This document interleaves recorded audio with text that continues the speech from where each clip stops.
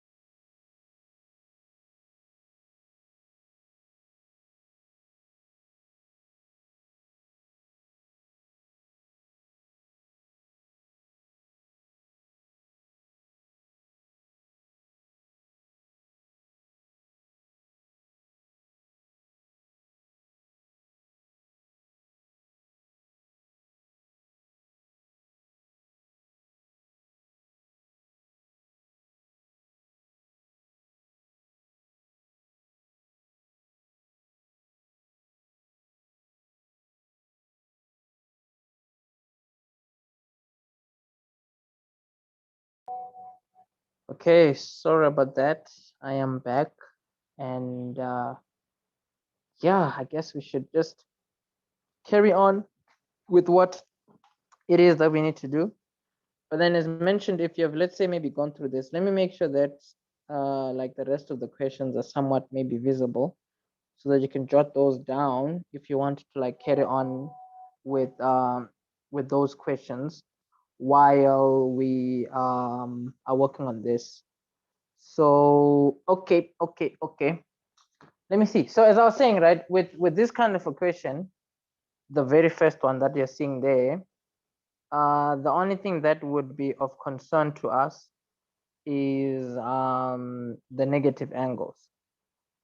So let's see here. Let's see. The negative angles, the big issue is, okay, it's not an issue per se, actually. Let me just actually copy this thing here.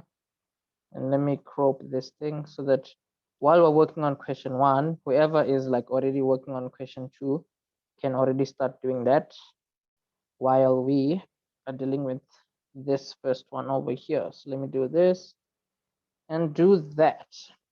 Perfect. Okay, so I think we can start. So with these negative angles that we're seeing, or rather anytime I'm referring to like negative angles, right, I'll specifically be talking about something like this, where the x and the value are swapped around. So this is negative angle, there also, and then obviously there. So the easiest one to like deal with is the sine negative x. So we're just going to deal with what these three end up as, because the others are a bit more straightforward. Or let's just deal with all of them one by one. So it's all about working with the cast diagram. And I think I may have left this thing recording this whole time. So if you're dealing with the cast diagram, CAST, the big idea is we always go anti-clockwise. You see, the normal way that we go is anti-clockwise.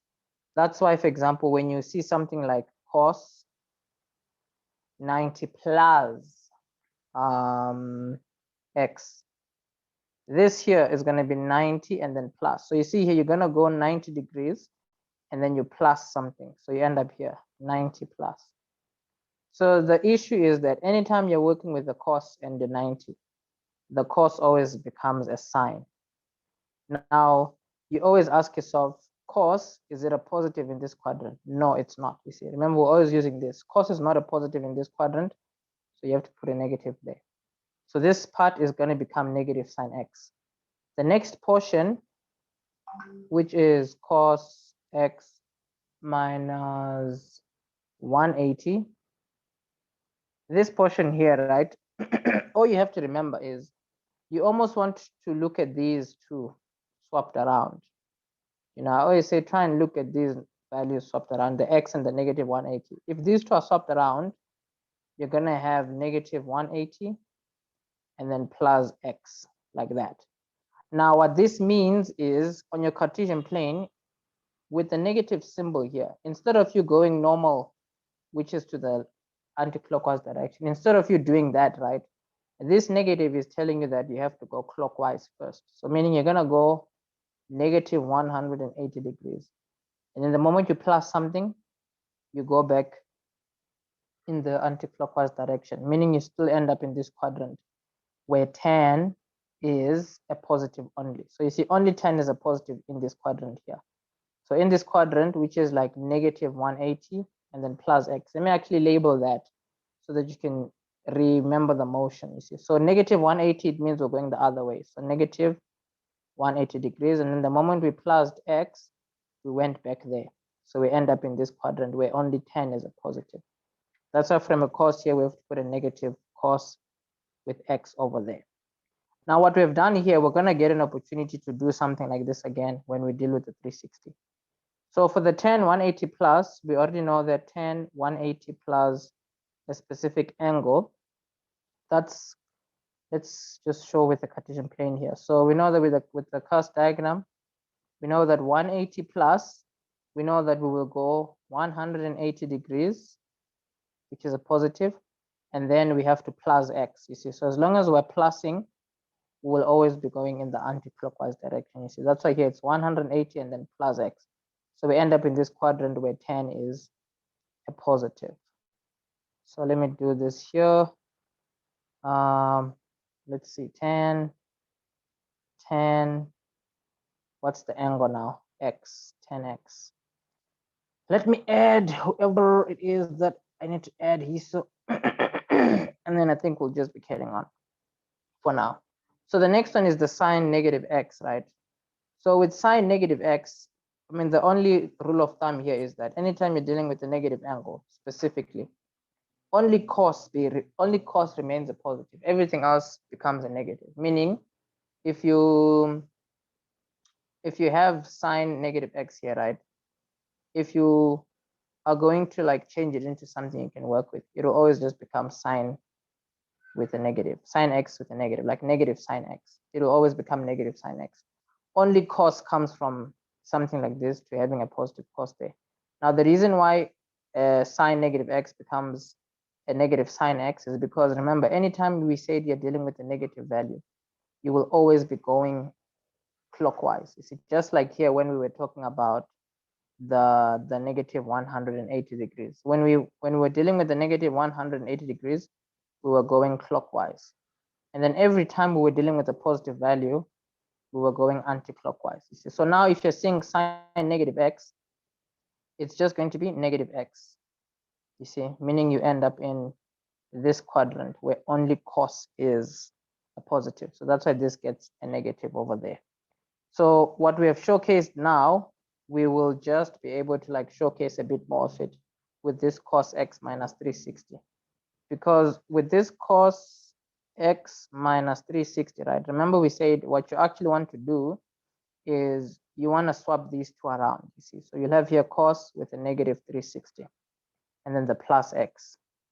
Now what you do is on your Cartesian plane, you want to make sure that, let's see here, CAST. On your Cartesian plane, right, we said that anytime you're going to deal with a negative value, you're always going to go clockwise first. So you see this negative 360 means that this is where 0 is, right? So this negative 360 means you're going to go negative 360 degrees, and then you're going to plus x, and then you're going to plus x. You see, so this whole motion here, that's representing negative 360. And then the moment you've done all that, this is saying you're going to plus x. The moment you plus x, you're ending up in this quadrant where everything is a positive, you see. So that's why here the cos x minus 360, you can just write it like this. It is just going to be cos x, because everything in this quadrant is a positive. And we said you only go from a cos to a sine if you're dealing with a 90. 360 and 180, you always go from cos to cos, just like here, from a cos to a cos. So with all this being said, right, we can easily now like work on our question. You see, we can easily work on the question that they asked us bit by bit. So looking at the question that we are asked, where we see the cos 90 plus x over there, we know that according to what we wrote down, cos 90 plus x is just negative sine x. So here we have negative sine x. And then our next question, let's see here. Let's see. Our next question, or our next portion of our question here, we're gonna have what you may call. What are we gonna have? We are gonna have the negative x minus 180. We said that's gonna be negative cos x. So here you just have to be careful to make sure you use your brackets, because the moment you don't use your brackets, it's gonna be a bit of a problem. So that's why you want to make sure that you use your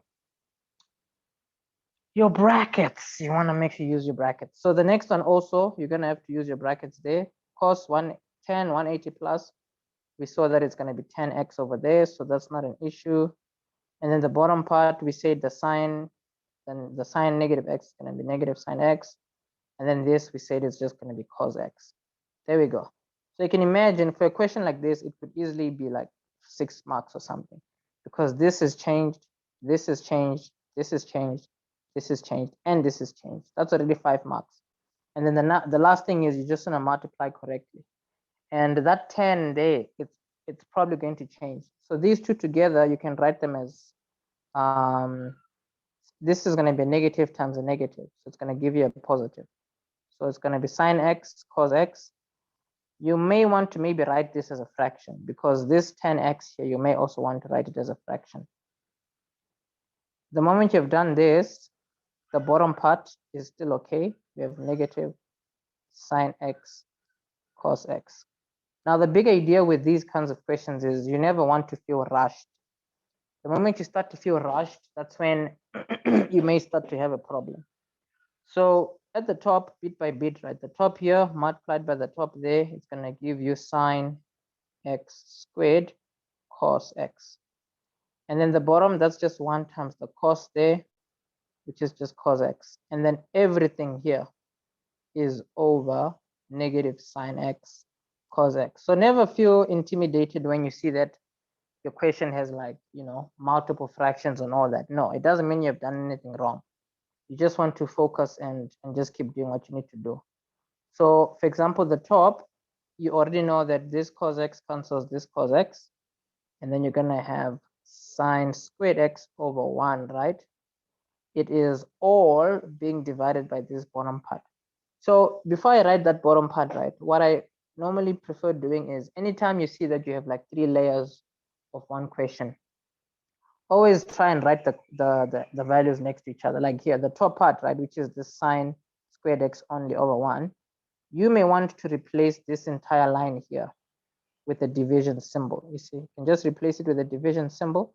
And then this bottom part here, it's going to be negative sine x and then cos x, the whole thing over 1 also. You see, because as long as you have a fraction here, you might as well also just have a fraction over there. Now, the reason for doing this is so that we can easily just, for example, cross multiply. No, not cross multiply. We can tip and multiply, meaning we're going to tip over this fraction. We're going to flip it over. We're going to have 1 at the top and then the negative sine x cos x at the bottom. Because remember, that's what we do whenever we divide fractions. The basic laws that you use for like basic values and numbers are the basic laws that you just need to use when you're dealing with stuff that is a bit more hectic. So here, the top and the top, it's just going to be sine squared x. The bottom and the bottom is going to be negative sine x cos x. And then fortunately, one of the signs cancels 1 at the bottom there. And then at the top, you just have sine x. And then at the bottom, you have negative cos x, of which this is just going to give you negative 10x over there. And then we are done with this question. So this could easily be 5. I think way more marks, maybe even 7 or 8. I think 8 might be overkill a bit, but 7 does not seem a bit too far-fetched for this kind of a question. So if there are any questions on this one, we will be able to answer those questions. But then if they're not, we shall move on to the next bit of questions that we got. And then obviously, as mentioned already, I mean, if you have very specific questions that you want to work on, then you can always send those through and then we can work on them. So the next question here, let me just do this, do this, do this, do this,